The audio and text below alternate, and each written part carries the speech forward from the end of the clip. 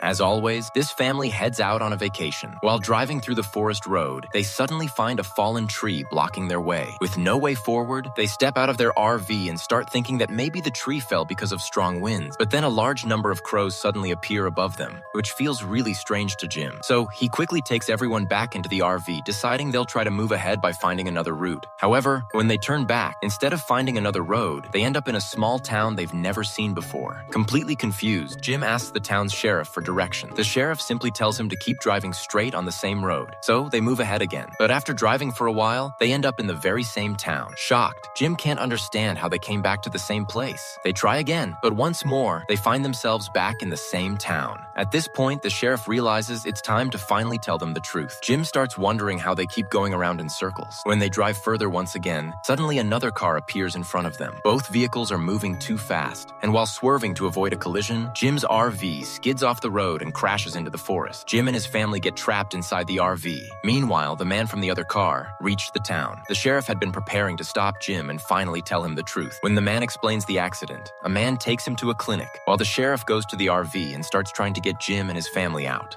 After some time, a doctor also arrives, by which point the sheriff has already managed to get Jim's daughter and wife out. But Jim's son's leg was badly injured, so he couldn't be pulled free. Because of this, Jim's wife and daughter are sent to the town, while Jim stays behind with the doctor to rescue his son. As night begins to fall, the sheriff attaches a talisman to the RV. Once it gets dark, several people start gathering around the RV. Jim thinks they've come to help, so he moves to open the door. But the sheriff explains to him that they aren't humans, they're monsters that come out at night to hunt. Jim finally realizes the truth, and meanwhile, the doctor removes the rod stuck in his son's leg. They all stay inside the RV until morning. When daylight comes, the sheriff reveals the full truth about this place. It's like a loop. No one can ever escape, and every night, monsters appear here.